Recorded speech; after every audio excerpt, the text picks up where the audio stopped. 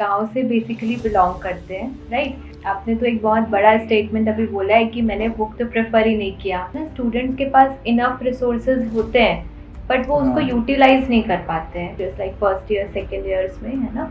सो उसका कुछ बेनिफिट मिला? जैसे कि आपने बताया कि आपने बहुत ही लिमिटेड पोर्शंस पढ़े हैं गेट पे, पर जब एग्जाम में जाते हैं तो वहाँ के कैलकुलेटर पे यूज टू नहीं हो पाते। क्या आपने खुद के नोट्स बनाए थे या कम्प्लीटली आप कोचिंग मटेरियल्स पे या ऑनलाइन जो भी रिसोर्सेज है उस पर रिलाई कर रहे थे? आप रीजनिंग को बहुत फॉर ग्रांटेड ले लेते हैं कि अरे लास्ट में देख लेंगे, हो जाएगा। क्या आपका इंग्लिश या ये जो आपकी जो अच्छी पकड़ है लैंग्वेज में वो ज़रूरी है क्वेश्चन समझने के लिए एग्जाम में?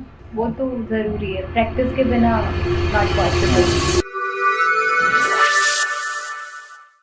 तो hello everyone and welcome back to mining Gyan and hope आप सभी बहुत अच्छे होंगे।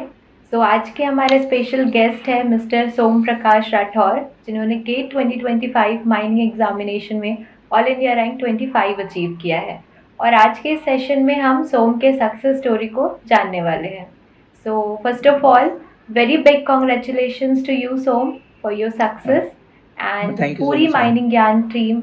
Yes yes, whole mining Gyan team is very proud of you. So thank you सबसे मैम। पहले सोम आप अपना हमारे व्यूवर्स को अपना एक ब्रीफ इंट्रोडक्शन दीजिए। जी, तो मेरा नाम सोम प्रकाश राठौर है और मैं बिलासपुर छत्तीसगढ़ का हूँ। बिलासपुर के पास एक गतौरा नाम का गांव आता है, तो मैं वहाँ से हूँ। ओके। और मैंने अपनी 5th तक की एजुकेशन गांव से ही की थी और 6 से 12 तक की एजुकेशन मेरे पास में एक और गांव है, वहाँ पे थोड़ा अच्छा स्कूल था तो मैंने वहाँ से की है। और 12th के ओके। बाद जैसा हम लोग 12th दे रहे थे उस समय, तो उस समय कोविड-19 का टाइम आ गया था 12th के बाद। तो सारे जो एडमिशन्स हो रहे थे उसके बाद जो पढ़ाई हो रही थी तो वो सब ऑनलाइन ही चल रही थी। तो जी। यूट्यूब पे देखा तो काफ़ी कंटेंट फ्री में अवेलेबल थे, जैसे जेई की तैयारी करने के लिए। तो हम्म। ऐसा सोचा कि इस साल जो कर रहा हूँ वो तो अगर कहीं एडमिशन लेने का हुआ तो अगले साल भी हो सकता है, लेकिन ये जो चांस है वो एक साल एक बार मिलता है तो ट्राई करके देखते हैं। और ऑनलाइन का टाइम बिल्कुल। था तो यूट्यूब पे काफ़ी चीज़ें अवेलेबल थी फ्री में, तो उससे तैयारी की। तो लकीली एडमिशन मतलब मिल गया एनआईटी रायपुर में माइनिंग ओके। इंजीनियरिंग। अभी मैं 4th ईयर में करंटली कर रहा हूँ। ओके। सो आपने जेई के लिए बेसिकली कोई कोचिंग नहीं लिया, यूट्यूब से ही सेल्फ स्टडी करके ही देन? हाँ मैम, उस समय क्या था कि ऑनलाइन चल रहा था तो काफ़ी जो प्लेटफॉर्म्स थे वो अच्छे करा रहे थे कि आपको कुछ भी पढ़ना है तो जी। अवेलेबल था, ऐसा था। हाँ जी। ओके। सो बहुत अच्छी बात है, ये बहुत सारे लोगों को जानना भी चाहिए कि जब आपके पास यूट्यूब जैसा ओशन ऑफ नॉलेज है तो फिर आप कुछ भी कर सकते हैं, हाँ राइट? हाँ। And NIT is no doubt बहुत सारे छत्तीसगढ़ के स्पेशली स्टूडेंट्स का एक ड्रीम कॉलेज होता है, राइट? सो आप बहुत अच्छे कॉलेज में हैं, very good. Yes, so thanks ma'am. ठीक है। और जैसे कि आपका गेट पे 25 रैंक आया है, राइट? तो क्या हाँ ये एक्सपेक्टेड रैंक है आपके लिए या फिर आपने कुछ और एक्सपेक्ट किया था?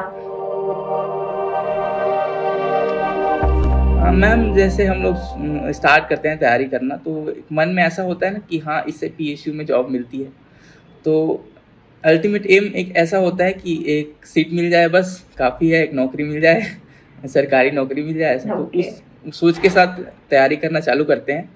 पर बाद में जैसे जैसे तैयारी ओके। होते जाता है और रिजल्ट आता है, ऐसा तो नहीं होता कि हाँ मेरा टॉप 10 में आने वाला है, मेरा टॉप 20 में आने वाला है, ये सोच के तैयारी कोई करता नहीं है। पर लास्ट में जो आता है जी। मेहनत करते हैं तो उसका फल भगवान देते हैं। जी, जी। सो आपको आपकी मेहनत का फल तो मिल गया। तो आपके इस अचीवमेंट से आपके फ्रेंड्स और फैमिली का क्या रिएक्शन रहा? जी जी, बहुत खुश थे सब घर में तो। और मेरे मतलब मम्मी पापा भैया सब बहुत ज़्यादा ही खुश थे, मतलब काफ़ी खुश थे ओके। मतलब। हाँ। जी, जी। और फ्रेंड्स भी ग्रेट। काफ़ी काफ़ी सपोर्ट कर रहे थे, मतलब आसपास में ऐसा माहौल बना हुआ था गेट के टाइम पे कि सब इतने पढ़ रहे थे कि सबकी पढ़ाई लगी हुई थी, तो उस माहौल में ही सब पढ़ते रहे और हो गया। ओके। सो जैसा कि आपने बताया कि आप एक गांव से बेसिकली बिलोंग करते हैं, राइट? सो हाँ वहाँ पर इतना तो लोगों को या इतना आपके सराउंडिंग में नॉलेज नहीं होता इन सारे, चाहे वो जेई का एग्ज़ाम हो, गेट का एग्ज़ाम हो, है ना? सो हाँ। आपको आपको कहाँ से ये सब के बारे में जानकारी मिली? कैसे आपको पता चला कि गेट कुछ हाँ होता है या फिर माइनिंग ब्रांच आपको लेना चाहिए? मैम, वो गांव तो है लेकिन क्या है ना, मेरे मोहल्ले में 7-8 इंजीनियर हैं। मतलब थोड़ा अच्छा। गांव जब सिटी से थोड़ा ज़्यादा दूर नहीं है, तो बाकी उनको आइडिया हम्म। था। और ऐसा यूट्यूब वगैरह और आसपास से भी, और मेरे बड़े भाई भी मैकेनिकल इंजीनियर हैं। मेरे बड़े पापा के बेटे ओके। जो हैं वो माइनिंग इंजीनियरिंग किए हैं यहीं से, तो इधर उधर सब पता ओके। चलते रहता है। हाँ। ओके, सो आपको शुरू से ही वो एक एटमॉस्फेयर रहा है आपकी फैमिली में कि हाँ, थोड़ा एक बहुत। कैसे कैसे कैसे आपका स्टेप्स आपको लेने हैं, तो इसका आपको हाँ हेल्प मिला, राइट? जी हाँ जी। सो अभी आप लास्ट ईयर में है, राइट? फाइनल हाँ। सेमेस्टर है आपका? Yes ma'am. ओके, सो आपने गेट प्रिपरेशन कब से स्टार्ट किया और ये आपका कौन सा अटेम्प्ट था गेट में? ये मैम मेरा सेकंड अटेम्प्ट है। थर्ड ईयर में मैं अपियर हुआ था। ओके। जैसे सेकंड ईयर ओके। ख़त्म हुआ, मतलब फिफ्थ सेमेस्टर ख़त्म हुआ, और जो हम्म। फिर जब जो टाइम होता है तो उस टाइम पे आसपास देख के लगा कि हाँ, गेट तैयारी करना चाहिए। तो स्टार्ट की शुरू में तो पिछले साल जो थी, एक मेजर सब्जेक्ट रॉक मैकेनिक्स और मैथ ही किया था। तो ओके। पिछले साल उतना ही था। पिछले साल मेरी रैंक 218 थी, लेकिन मैं उससे भी काफ़ी खुश था क्योंकि मैं उतना भी नहीं सोचा था। और जी। उसके बाद फिर फोर्थ ईयर में हुआ, तो धीरे धीरे सिलेबस कंप्लीट करते करते पूरा 100% सिलेबस नहीं किया था। कुछ थ्योरी पोर्शन जो थे वो मेरे से नहीं हो पाते थे, थ्योरी रटने में बहुत दिक्कत होता था, तो कुछ कुछ पोर्शन ओके। छोड़े भी थे। लेकिन काफ़ी, जहाँ तक मुझसे हो सके जितना किया हूँ उतना अच्छे से करूँ करके गया था, और ये था। ओके। सो जब आपको पता चला गेट एग्जामिनेशन और बाकी सब लोगों के साथ में आपने फिर प्रिपरेशन स्टार्ट किया, सो गेट का हाँ, भी यस। क्या आपने पूरा डेडिकेटली यूट्यूब से और सेल्फ स्टडी करी है या फिर आपको कहीं और से एडिट कोचिंग या फिर मेंटरशिप कहीं से लिया आपने? नहीं मैम, मैं मतलब ऐसा क्या है कि मैं कोई भी बुक ही प्रेफर नहीं किया हूँ अभी तक। मतलब मैंने मतलब एक एक गोरई भी नहीं ओके। लगाई या फिर कोई बुक पढ़ी नहीं। माइंड ज्ञान में जो लेक्चर्स थे उसे किए, और क्वेश्चन प्रैक्टिस भी सिर्फ PYQ ही किया था। तो मुझे लगता है कि बस इतना ही किया था, और बाकी बुक वगैरह मेरे को पढ़ने में मतलब दिक्कत होता है, तब पढ़ नहीं पाता हूँ। थ्योरी पोर्शन पढ़ने में थोड़ा ओके। प्रॉब्लम है, तो न्यूमेरिकल सॉल्व करो, कॉन्सेप्ट पढ़ो, ये सब हम्म। स्ट्रक्चर्ड लेक्चर्स मिल गए तो काफ़ी था मैम, क्योंकि ढूंढना माइनिंग में बहुत दिक्कत वाली चीज़ है। जैसे आपका स्टेटमेंट था कि मैंने बुक प्रेफर नहीं किया, तो एक एक हो हाँ रही तो बोलना सबको बोलना ही है कि वो तो की कंपोनेंट है, वो तो ज़रूरी है हाँ पढ़ना, ठीक है? हाँ लेकिन हाँ आप एक एग्जाम्पल बन सकते हैं ना कि आप बिना बुक पढ़े भी, मतलब एक लिमिटेड हाँ रिसोर्सेज को आप अच्छे तरीके से यूज़ कर रहे हो, तभी भी आप हाँ अच्छा रैंक पा सकते हो, राइट? तो ये हाँ आपको तो पॉजिटिव वे पे लेना चाहिए। हाँ। क्या था ना, जो लेक्चर्स के बीच में जी। क्वेश्चंस होते थे उसको प्रैक्टिस करके, फिर PYQ प्रैक्टिस करके जब मॉक टेस्ट देता था सब्जेक्ट वाइज, तो बन जाते थे क्वेश्चंस। तो मुझे लगा नहीं कि हाँ, बुक भी और करना पड़ सकता है, इसलिए मैंने ओके। नहीं किया। हाँ जी, जी, बिल्कुल। तो वो होता है ना कि स्टूडेंट्स कई बार क्या होता है ना, स्टूडेंट्स के पास इनफ रिसोर्सेज होते हैं, बट वो उसको हाँ यूटिलाइज़ नहीं कर पाते हैं, है ना? बट हाँ। आपने तो लिमिटेड रिसोर्सेज को ही बहुत अच्छे से यूटिलाइज़ किया। तो आप इस हम्म। पे अभी जो और भी एस्पिरेंट्स जो प्रिपेयर कर रहे हैं, उनको क्या बताना चाहेंगे कि कैसे उनको अपने जो भी स्टडी मटेरियल्स है, कैसे प्रिपेयर करने चाहिए? मैम, फर्स्ट ऑफ ऑल तो सबकी स्ट्रैटेजी भी अलग होती है। जैसे ऐसा मैं था नहीं कि किसी से नहीं पूछूं, कोई भी कैसे भी कर रहा था तो मैं पूछता था सबसे कि तुम कैसे कर रहे हो, तुम कैसे कर रहे हो। सबको मिला के कलेक्ट करके चलो कि वो कैसे कर रहा है ये चीज़, वो कैसे कर रहा है ये चीज़, और खुद का अपना जो सही लगता है उसको लेके चलिए। और रिवीजन बहुत इंपॉर्टेंट लगता है, रिवीजन ही मीन, एब्सोल्युटली। क्योंकि एक दो बार पढ़ के क्वेश्चन समझ में नहीं आते। जब आपको 4 बार 5 बार उसको करोगे तब पता चलता है कि कैसे कॉन्सेप्ट अप्लाई हो रहा है। जी। और ओके। सिलेबस बहुत बड़ा है ऐसा भी नहीं है, क्योंकि शुरू में देख के लगता है कि सिलेबस बहुत बड़ा है, लेकिन एक एक सब्जेक्ट पकड़ते पकड़ते अगर धीरे धीरे चलते हैं पूरे साल या फिर 5-6 महीने जो भी है, हम्म। तो धीरे धीरे जब एक एक करके हम्म। कंप्लीट होते जाता है तो आपको पता चलता है कि काफ़ी सिलेबस अपने आप कवर हो जा रहा है। जी, बिल्कुल। और बाय द टाइम आपका पूरा प्रिपरेशन भी हो जाता हाँ हाँ है कि नहीं? जी। सो जैसे ही आप किसी प्रिपरेशन में एंटर करते हैं ना, तो शुरू में बहुत सारी चीज़ें होती है जो आपको पता नहीं होता है। तो एक फ़ियर हाँ फैक्टर होता है कि कैसे होगा, क्या होगा? तो आपके हाँ। लाइफ में ऐसा कोई था, कोई जिन्होंने आपको गाइडेंस दिया, कोई मेंटर थे आपके लाइफ में?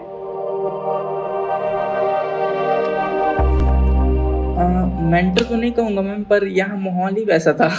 माहौल को ही मैं बोलना ओके। चाहूँगा कि सब मतलब अभी 2-3 साल पहले ही माइनिंग में एक बूम चालू हुआ ना कि पीएसयू में इतने सीट्स आ रहे हैं सब। तो सभी उसी का तैयारी कर रहे थे और अगर स्पेशली किसी ब्रांच में इंजीनियरिंग कर रहा हूँ तो ये सब पता चलता ही है। और सीनियर्स लोग भी काफ़ी बताते थे, पूछते थे तो हम लोग, तो इन सब से भी पता ओके। चलता है। जी। अब जब आप इतने माहौल की बात कर ही दी है, और वैसे भी मैंने सुना है कि एनआईटी का कैंपस तो बड़ा अच्छा है, सो थोड़ा बताइए अपने कॉलेज एक्सपीरियंस और एनआईटी का क्या एटमॉस्फेयर है? एटमॉस्फेयर तो बहुत अच्छा है मैम, मतलब यहाँ पे एकेडमिक्स में जो है वो बहुत ज़्यादा लोड नहीं दिया जाता। जैसे मेरे सारे दोस्त जो हैं वो CSPTU जो होता है छत्तीसगढ़ का, वहाँ से किए हुए हैं। तो उन लोग को क्या है ओके। कि सेमेस्टर एग्ज़ाम में बहुत ज़्यादा दिक्कत होता है कि हाँ, ज़्यादा अच्छा बना है फिर भी बैक लग जा रहा है। तो यहाँ क्या है ना, यहाँ एकेडमिक में जी। बहुत हल्का है कि आप ईज़िली पास करके आगे निकल सकते हो। तो एकेडमिक में बिल्कुल लोड नहीं देते, ओके। आपको एक्स्ट्रा में जो करना है फुल उसका टाइम मिलता है। आपको कोडिंग करना है करो, आपको गेट का प्रिपरेशन करना है करो। आप तो यहाँ तो माइनिंग डिपार्टमेंट पे स्पेशली ऐसा लगता है कि आप यूपीएससी भी करेंगे तो भी आपको उसी लिए टाइम मिल जाएगा 3 साल में। ओके। तो बहुत ही फ्लेक्सिबल वहाँ का एटमॉस्फेयर है कि आप अपना जो भी हाँ, आपका जो पैशन है आप वो परस्यू कर सकते हैं, हाँ, कर राइट? सकते हैं 4 साल में। जी। जी। फिर भी आपने क्लासेस तो अटेंड करी ही होगी, हाँ, लेक्चर्स हाँ like ma'am. First year second हाँ, ईयर्स में, है ना? सो हाँ। उसका कुछ बेनिफिट मिला आपको क्लास लेक्चर्स अटेंड करने का गेट प्रिपरेशन में? हाँ मैम, प्रोफेसर्स लोग बहुत अच्छे हैं, मतलब अच्छे पढ़ाते हैं, चिल भी है। और जैसे मैंने बताया था थ्योरी पोर्शंस मैंने छोड़े थे, जैसे कि हज़ार्ड हो गया और माइनिंग मेथड जो कि काफ़ी बड़ा पोर्शन कवर करता है, वही मैंने छोड़ दिया था अलग से पढ़ने के लिए। तो जो माइनिंग मेथड जो कॉलेज के दौरान जो पढ़ाते हैं ना सब्जेक्ट्स, उसमें ही थोड़ा अच्छे से पढ़ाए थे ताकि जो क्वेश्चन आते थे वो डायरेक्ट आते थे ना, कौन-सा मेथड है ये ऐसा वाला। तो वो ऐसे ही बन ओके। जाता था अगर बनने वाला होगा तो क्वेश्चन। वो सब जो था वो एकेडमिक से ही था। और अगर आप तैयारी करते हो ओके। तो आपको पता चलता है कि एकेडमिक में जो पढ़े हो वो सब यहाँ पे आ रहा है और वो बहुत हेल्प कर रहा है ये समझने में। बिल्कुल। सो जैसे कि आपने बताया कि बहुत ही फ्लेक्सिबल एटमॉस्फेयर है वहाँ पर, सो आप गेट के साथ साथ कुछ और भी ऑल्टरनेट कुछ अपना पैशन फॉलो कर रहे हैं अभी, या आपने डेडिकेटली आ, गेट का ही प्रिपेयर किया? नहीं मैम, अभी तो गेट का ही प्रिपेयर किया था, ज़्यादा लंबा कुछ सोचा नहीं था। सो बट फिर भी जब आप कॉलेज के ड्यूरेशन पे होते हो और किसी एग्ज़ाम के लिए प्रिपेयर करो तो थोड़ा सा टाइम इम्बैलेंस हो ही जाता है, तो आपने कैसे हाँ, अपना इफेक्टिवली टाइम मैनेजमेंट किया? ऐसा कुछ नहीं था मैम कि इतना ही एक दिन में इतना घंटा मुझे ही पढ़ना है, एक दिन में इतना ही पोर्शन मुझे करना है। बस चिल रहे कि हाँ, धीरे-धीरे करते रहो, अभी 3 महीना बाकी है, 3 महीने में मेरे को इतना चीज़ें करनी है। ऐसा नहीं कि आज ही मैं मरते-मरते ओके। इतना करूँ। रिलैक्स रहो, हर मतलब बिलासपुर से ही हूँ तो हर 10-15 दिन में मैं घर चले जाता था। माइंड फ्रेश सबसे बड़ा तो मेरा वही है कि मैं घर चले जाता था। अच्छे से खाना खाओ, ओके। हॉस्टल में थोड़ा खाने का दिक्कत भी रहता है। अच्छे से खाना खाओ, मम्मी-पापा के जी। साथ रहो, चिल रहो और फिर माइंड फ्रेश करके वापस आके फिर चालू करो। बिल्कुल। तो आप तो बहुत ही अच्छा लगा कि आपको देख कर के कि आप बहुत ही ऐसे चिल पर्सन हैं और साथ-साथ आपने अच्छा रैंक भी अचीव कर लिया। सो दैट्स वेरी हाँ, नाइस। बट जैसे कि आपने बताया कि आपने बहुत ही लिमिटेड पोर्शंस पढ़े हैं गेट पे, और उसको अच्छे से पढ़ के आपने फिर दिया एग्ज़ाम, है ना? तो बट यहाँ पर फिर 2 चीज़ें इम्पोर्टेंट हो जाती है। एक तो आपका डिसिप्लिन है ना? और हुँ, साथ-साथ आपका मॉक टेस्ट देना। तो क्या आपने मॉक हाँ। टेस्ट दिए थे? हाँ मैम, मतलब जितना मुझे सिलेबस कवर करना था, वो मैं दिसंबर के शुरू स्टार्टिंग वीक तक मतलब कर लिया था। मतलब रिवीजन भी एक टाइप से कर लिया था और बहुत ज़्यादा सब्जेक्ट तो नहीं छोड़े थे, 1-2 ये माइनिंग मेथड हो गया और हज़ार्ड हो गया, क्योंकि जो थ्योरी पोर्शंस थे बहुत ज़्यादा। ओके। तो उसके बाद मैंने मॉक टेस्ट देना चालू किया। मॉक टेस्ट भी 15 के आसपास दिए थे मैंने। मैं दूसरे प्लेटफ़ॉर्म का भी लिया था टेस्ट, लेकिन वो मेरे को ज़्यादा इफ़ेक्टिव नहीं लगा, ओके। तो पैसा भी खर्चा हो गया। 2 मॉक टेस्ट दिया, फिर उसमें दिया भी नहीं मैं। और प्लेटफ़ॉर्म है उसमें भी दिया था, माइनिंग ज्ञान में भी दिया था, लेकिन मेन फ़ायदा ये रहता है मॉक टेस्ट का कि सिली मिस्टेक कम होने के प्रैक्टिस हो जाता है, मतलब कम होता है सिली मिस्टेक अगर मॉक टेस्ट आप ज़्यादा देते हैं। और मेन बात ये है कि आपको 3 घंटा बैठने की प्रैक्टिस हो जाती है। पूरा 3 घंटा बैठ के अगर आप बिल्कुल। एग्ज़ाम देते हैं, एग्ज़ाम का माहौल बना के, तो वो 3 घंटे में आपको फ़ायदा मिलता है उसका। जी। क्योंकि मैम तैयारी और भी बहुत लोग करते हैं, लेकिन वो 3 घंटे पे डिपेंड करता है कि उनका 3 घंटा यूटिलाइज़ हो पा रहा है कि नहीं। हो सकता है मेरे जैसे और बहुत लोग पढ़े हों, लेकिन वो 3 घंटे में ठीक से परफ़ॉर्म नहीं कर पाए। जी, बिल्कुल। एक्चुअली जो आपका मेन एग्ज़ाम होता है उस पे ही आपका परफ़ॉर्मेंस वही डिसाइड करता है ना, आपके हाँ, रैंक और आपका जो भी क्वालीफ़ाई होगा कि नहीं। और एक हाँ, चीज़ और होती है सोम, कि मैंने देखा है स्टूडेंट्स जब जैसे मॉक टेस्ट देते हैं ना, तो वो नॉर्मल कैलकुलेटर या कोई और कैलकुलेटर यूज़ कर लेते हैं, है ना? हाँ। पर जब एग्ज़ाम में जाते हैं तो वहाँ के कैलकुलेटर पे यूज़ टू नहीं हो पाते। तो आपको क्या लगता है, ये सच में कोई डिफ़िकल्टी है हाँ, हाँ मैम, कैलकुलेटर बहुत। के साथ, और कैसे डील करना चाहिए?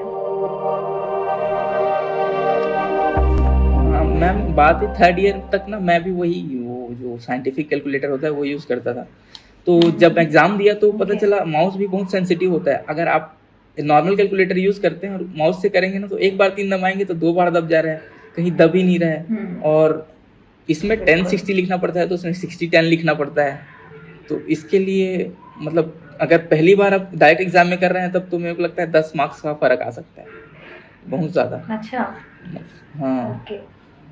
सो बेसिकली मॉक के साथ कैलकुलेटर, वो जो एग्ज़ाम पैटर्न होते हैं वही रहना चाहिए, हाँ, राइट? मोबाइल में डाउनलोड कर लीजिए, या मॉक टेस्ट के टाइम पे तो कंप्यूटर पे ही दे मतलब जो दे रहे हैं। लेकिन अगर नॉर्मल क्वेश्चन भी सॉल्व कर रहे हो तो मुझे लगता है मोबाइल पे ऐप डाउनलोड कर लो, वर्चुअल कैलकुलेटर, फिर उससे। ओके, ठीक है। हाँ। और जैसे कि आप तो पढ़ रहे थे जब, तो क्या आपने खुद के नोट्स बनाए थे या कंप्लीटली आप कोचिंग मटेरियल्स पे या ऑनलाइन जो भी रिसोर्सेज़ है उस पे रिलाई कर रहे थे आप? हाँ, नहीं मैम, नोट्स बनाना तो बहुत इम्पोर्टेंट है, क्योंकि वो आपके अकॉर्डिंग होते हैं, आप जैसा समझते हैं। जैसे मैं था तो मैं हिंदी में भी लिखता था, इंग्लिश में भी लिखता था। तो जो आपको ओके। कंफर्टेबल लगता है, आप बाद में जब उसको रिवाइज़ करने आएँ तो आपको दोबारा लेक्चर मटेरियल खोलने ना पड़े, आपको अपने नोट से ही समझ में आ जाए, ऐसा होना ज़रूरी है। और जो लेक्चर के बीच में क्वेश्चन कराते हैं, वो भी लिखना नोट्स में ज़रूरी है। कई सब्जेक्ट मैंने बिना क्वेश्चन के लिखे थे, उसका नोट्स मैं बाद में बनाया था, क्योंकि वो समझ नहीं आया बाद में। Okay. So PYQs, mock and notes, ये कोई भी टॉपर ये तो स्किप करता ही नहीं है। यही हाँ, अल्टीमेटली हाँ। सक्सेस का हाँ, रास्ता है। हाँ, ये ठीक तो है। मैंडेटरी है। और जैसे कि अब आपके 2 अटेम्प्ट्स हो चुके हैं गेट पे, तो जैसे हाँ, बहुत सारे स्टूडेंट्स रीजनिंग को बहुत फॉर ग्रांटेड ले लेते हैं कि अरे लास्ट में देख लेंगे, हो जाएगा। हाँ, बट वो एक कहीं न कहीं पोर्शन होता है जो आपको रैंक इम्प्रूव करा सकता है। सो आपका क्या हाँ। टेक है रीजनिंग और एप्टीट्यूड वाले पोर्शन पे? रीजनिंग और एप्टीट्यूड भी मैम काफ़ी पोर्शन कवर करता है। बाय मिस्टेक मेरा इस बार तो रीजनिंग और एप्टीट्यूड बहुत ही गंदा चला गया था। हो सकता था थोड़ा और इम्प्रूव हो सकता था उससे रैंक। और क्या बोलते हैं, मेरे को जहाँ तक लगता है उसके प्रैक्टिस के लिए, अगर मेरा तो नंबर नहीं आया बताएँगे तो गलत बोल रहे हैं बोलेंगे। लेकिन मेरे को लगता है कि प्रीवियस ईयर जितने भी ब्रांचेज़ हैं, अगर आपको लगता है कि आपका एप्टीट्यूड ठीक है, तो प्रीवियस ईयर के 10 साल के 10 ब्रांच भी जो हैं, तो सारे ब्रांचेज़ के 15 मतलब 10-10 क्वेश्चन जो हैं वो आप लगा के देखें कि कैसा है। और जैसा-जैसा नहीं बन रहा है उसको बना के देखें, तो फिर ऐसा रहता है। तो जैसे कि अब आपने इंग्लिश वाली बात करी दी है, तो एक क्वेश्चन मैं इस पे पूछती हूँ कि क्या आपका हुँ। इंग्लिश या ये जो आपकी जो अच्छी पकड़ है लैंग्वेज में, वो ज़रूरी है क्वेश्चन समझने के लिए एग्ज़ाम में? जैसे मैं तो एक 12th तक हिंदी मीडियम स्कूल से हूँ, तो बहुत अच्छा। अच्छी पकड़ वहाँ कम्युनिकेशन की मेरी नहीं थी। अभी 4th ईयर में आते-आते थोड़ी अच्छी हो गई, मतलब ठीक-ठाक हो गई है। तो इंग्लिश समझने के लिए मैम जैसे आप क्वेश्चन प्रैक्टिस कर रहे हैं ना, तो क्वेश्चन प्रैक्टिस करते समय ही वो प्रैक्टिस हो जाता है कि कैसे क्या पूछ रहे हैं। कोर के क्वेश्चन में तो दिक्कत नहीं होती है, एप्टीट्यूड के क्वेश्चन में भी इंग्लिश में दिक्कत नहीं होती है। बस वो जो ग्रामर के क्वेश्चन आते हैं ना, वोकैब्युलरी के जो भी, वो दिक्कत करता ओके। है कभी-कभी, क्योंकि मैं बस नहीं बोल रहा हूँ, ये मेरे 2-3 दोस्त भी हैं जो सीजी बोर्ड से हैं, तो उनको भी कोई कोर के क्वेश्चन में ऐसे इंग्लिश समझने में कोई दिक्कत नहीं होती। और आप अपने एग्ज़ामिनेशन में मेनली आपने न्यूमेरिकल्स पे फ़ोकस किया था, राइट? सो हाँ, हाँ। बाकी जो जैसे स्टूडेंट्स हैं, उनको आप थोड़ा अपना वो टेक्नीक बताइए कि कैसे आपको न्यूमेरिकल्स कैसे प्रैक्टिस करनी चाहिए और कैसे वो अप्रोच करना चाहिए, जो न्यूमेरिकल क्वेश्चंस होते हैं स्पेसिफिकली? मैम न्यूमेरिकल क्वेश्चंस के लिए तो बस एक क्वेश्चन प्रैक्टिस करिए, और कैलकुलेटर यूज़ करना बहुत ज़रूरी है। कैलकुलेटर की मिस्टेक से ही बहुत ज़्यादा सिली मिस्टेक्स होते हैं। कैलकुलेटर अगर कोई सही से यूज़ कर लेता है, उसका टाइम भी बहुत बचता है, और न्यूमेरिकल सही भी होने के चांसेस भी बहुत रहते हैं।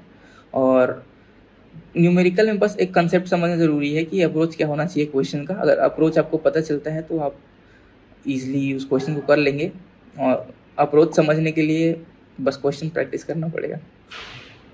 जी, वो तो ज़रूरी है, प्रैक्टिस के बिना नॉट पॉसिबल। हाँ, और सिली मिस्टेक्स मैम बहुत होती हैं कैलकुलेशन के टाइम पे ही। तो अगर सिंपल क्वेश्चन लगाओ, हार्ड क्वेश्चन लगाओ, कैसे भी क्वेश्चन लगाओ, लेकिन क्वेश्चन सॉल्व करते टाइम ना, हाँ ये तो बन जाएगा ऐसा करके छोड़ना बस नहीं चाहिए। भले सिंपल हो, लेकिन उसको लास्ट तक सॉल्व करो, ताकि उसका गलत होने का चांस आपका कम हो, प्रैक्टिस ज़्यादा हो।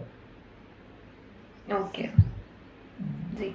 तो आपका पूरा प्रिपरेशन जर्नी तो काफ़ी स्मूथ रहा, ऐसा आपके इंटरव्यू से मुझे लग रहा है। बट फिर भी हर पर्सन का एक एरिया ऑफ वीकनेस होता है ना, तो आपके कुछ हाँ। रहे होंगे वीक एरियाज, फिर आपने कैसे हाँ। उनको ओवरकम किया? नहीं मैम, बीच में क्या होता है, इस बार प्लेसमेंट का सिनेरियो थोड़ा लो है कॉलेज में। तो ओके। एक स्टेज ऐसा आता है कि कुछ ना कुछ तो चाहिए ही होता है, और आपको पहले से नहीं पता होता कि हाँ मैं कर सकता हूँ। ऐसा कॉन्फिडेंस एकदम बहुत था नहीं कि हाँ मैं निकाल ही सकता हूँ, मैं निकाल ही लूँगा। तो एक टाइम ऐसा आता है कि प्लेसमेंट भी नहीं है, गेट भी नहीं निकलेगा, तो क्या करूँगा, कैसे करूँगा। सिर दर्द बहुत होता था। फिर पढ़ने में ऐसा, जब सिर दर्द होता है, स्ट्रेस होता है, तो पढ़ाई में ध्यान भी नहीं लगता है। तो उस समय 10-15 दिन लो भी हो जाता है। तो फिर इसके लिए मैम घर वालों से बहुत सपोर्ट मिला था कि होगा तो ठीक है, नहीं होगा तो ठीक है, देख लेंगे।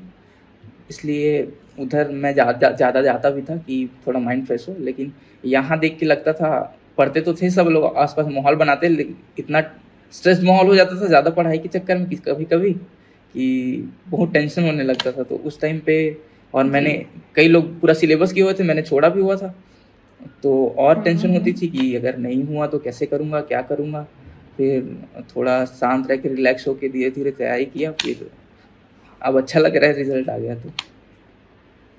जी बिल्कुल, अब एक रिलीफ, काइंड ऑफ रिलीफ है काइंड ना? ऑफ रिलीफ है। हाँ। जी। सो अब आप अपने लास्ट ईयर में कॉलेज के, ऑलमोस्ट आपका कॉलेज ख़त्म होने वाला है। फिर आप एक वो हाँ। फेज़ पे एंटर करने वाले हैं जहाँ पर अब आप जॉब जॉइन करेंगे। सो आपको आप हाँ। थोड़ा-सा अपना कॉलेज लाइफ़ सम अप करेंगे अपने फ्रेंड्स के साथ, जो आपने जर्नी आपकी कैसी रही, कॉलेज जर्नी कैसी थी? हाँ मैम, कॉलेज जर्नी तो बहुत अच्छी थी। जब हमारा फर्स्ट सेमेस्टर तो ऑनलाइन गुजरा था, फिर सेकंड सेमेस्टर में ही हम लोग ओके। 2022 में यहाँ आ गए थे। तो धीरे-धीरे बॉन्डिंग अच्छी हुई, फिर दोस्त बने। फिर फर्स्ट सेकंड ईयर में तो उतना प्लेसमेंट या गेट वगैरह कुछ नहीं चलता है ना उस समय, बस कॉलेज आए हैं, अच्छा लगता है। करियर का देखेंगे थर्ड ईयर में। सीनियर से भी पूछो तो यही बोलते हैं कि अभी तो सेकंड ईयर में हो, मज़े करो। तो हम लोग मज़े ही करते थे, घूमते रहते थे, कहीं वहाँ गए, कहीं इधर गए, कहीं पे ट्रिप पे चले गए। थर्ड ईयर में भी इवेंट में गए, ट्रिप में गए, कहीं घूम रहे हैं। रूम में भी सब हॉस्टल में साथ में रहते हैं, तो बर्थडे में किसी को मार रहे हैं, किसी को पीट रहे हैं, किसी पे केक फेंक रहे हैं। ऐसा जो हॉस्टल लाइफ होता है वो तो बहुत इंजॉय किया मैं, और साथ साथ में थोड़ी पढ़ाई भी चलती रही। और हाँ, जैसे तैयारी करते के समय सबको मतलब एक काइंड ऑफ प्रॉब्लम तो आती ही है, और प्रॉब्लम सबको आएगी भी, ऐसा नहीं कि नहीं आई थी। लेकिन उसको अगर लेके बैठे रहेंगे तो नहीं हो पाएगा, इसलिए उसको छोड़ के उस पे काम करके ही आगे हो पाएगा। जी, बहुत सही कहा आपने। तो अभी आपके इन हैंड आपका गेट पे बहुत अच्छा रैंक है, तो आगे का क्या प्लान है? आप मास्टर्स करना चाहेंगे या फिर डायरेक्ट जॉब जॉइन करने का प्लान? मास्टर्स का तो कोई प्लान नहीं है मैम, लेकिन जहाँ तक है कि इसका 3 साल तक मार्क्स शायद वैलिड रहता है। तो अगर जॉब लगती है और अगर नहीं सूट करता है तो उसके बारे में सोच सकते हैं, लेकिन अभी तक तो प्लान गेट का ही था। मतलब जॉब में जाऊँगा ये भी मैं अच्छे से सोचा नहीं हूँ, मतलब जाऊँगा ही, लेकिन जॉब करना है ये तो दिमाग में नहीं था, गेट करना है ये दिमाग में था। अच्छा, जी। सो जो दिमाग में था वो फाइनली एग्ज़ीक्यूट हो गया है, राइट? हाँ मैम। तो आपके कोई रोल मॉडल है? हर किसी के लाइफ में एक होता है ना जहाँ से उनको इंस्पिरेशन मिलता है। सो आपके लाइफ में भी कोई ऐसा है एक रोल मॉडल जिससे आपको फिर मोटिवेशन मिला हो कि मुझे इसी फील्ड में जाना है?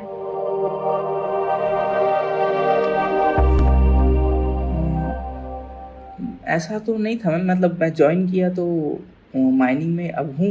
मतलब भैया एडवाइस किए थे, जो बताया था ना यहीं से माइनिंग की है, वो भैया एडवाइस किए थे कि हाँ ले लो माइनिंग, जी। अच्छा है आगे। तो वो मतलब ओके। एडवाइस किए थे कि इस फील्ड में जा सकते हो, बाकी आगे का तो मम्मी पापा से बहुत सपोर्ट मिला है, और फैमिली को डेडिकेट करना ओके। चाहूँगा जो भी है। ग्रेट। या मैं यही पूछने वाली थी कि आप ऐसे ही फैमिली से बहुत कनेक्टेड है, तो एक स्वीट हाँ मैसेज आप अपनी फैमिली मेंबर्स को अगर देना चाहें, अपने पेरेंट्स को। हाँ, I love you my family, mummy papa आपके लिए जो भी करते हैं पेरेंट्स के लिए होता है मैम। वो लोग हमेशा से हम बिल्कुल। अपने लिए हमारे लिए सब कुछ करते हैं, सब कुछ छोड़ के मतलब सपोर्ट करते हैं, आपको पढ़ाते हैं, आपके लिए सब कुछ करते हैं, कुछ प्रॉब्लम नहीं हो उसकी ध्यान रखते हैं। तो जो भी जी। करते हैं उनको प्राउड फील करवाने के लिए करते हैं, और अभी बहुत जी अच्छा लग रहा है बिल्कुल। क्योंकि वो लोग खुश थे, फैमिली में सब खुश थे, तो काफ़ी अच्छा लग रहा है। जी। ओके। और मतलब रिजल्ट आने लास्ट की बट खुशी नॉट तो द एक होती है, जी। लेकिन लेकिन उन जी वो जब खुश होते हैं तो थोड़ा और अच्छा लगता है। बिल्कुल। हाँ आफ्टर ऑल लाइफ में पेरेंट्स ही है जो बेटर हाँ करते हैं आपके लिए। जी। हाँ सो एक और चीज़ मैं जानना चाहूँगी कि पहले क्या था ना, माइनिंग में थोड़े रिसोर्सेज कम थे, फिर कोविड के हाँ बाद फिर ये सारे ऑनलाइन प्लेटफॉर्म्स आए, है ना? सो हाँ। उससे क्या कुछ बेनिफिट रहा, और आगे स्टूडेंट्स उसको कैसे यूटिलाइज कर सकते हैं, जो भी ऑनलाइन कोचिंग या प्लेटफॉर्म उनको मिल रहा है?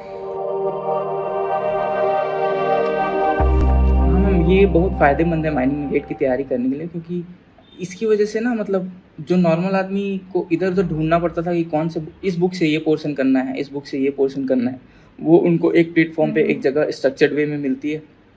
और जैसे जैसे ये पीएसयू की सीट जैसे सीट्स बढ़ रही हैं, तो धीरे धीरे कंपटीशन भी बढ़ रहा है, साल दर साल कैंडिडेट्स जी। बढ़ते जा रहे हैं। तो उनको भी तैयारी करने के लिए कम टाइम में, जैसे सब लोग फोर्थ ईयर में ही जैसे आते हैं तो तैयारी करना चालू करते हैं कि पूरा मुझे करना है, तो हम्म। ढूंढते ढूंढते अगर आप करेंगे तो काफ़ी टाइम कंज्यूम हो जाता है। लेकिन अगर स्ट्रक्चर्ड वे में करेंगे तो आपका स्कोर भी अच्छा आ सकता है, पोर्शन भी जल्दी कवर हो सकता है, और टेस्ट जी। सीरीज वगैरह भी मिलती है, तो उससे भी काफ़ी फ़ायदा होता है। ओके। क्योंकि जब रिसोर्सेज तो नहीं थे तो गेट के टेस्ट सीरीज भी नहीं थे ना, वो भी प्रॉब्लम थी। बिल्कुल। हाँ जी। ओके।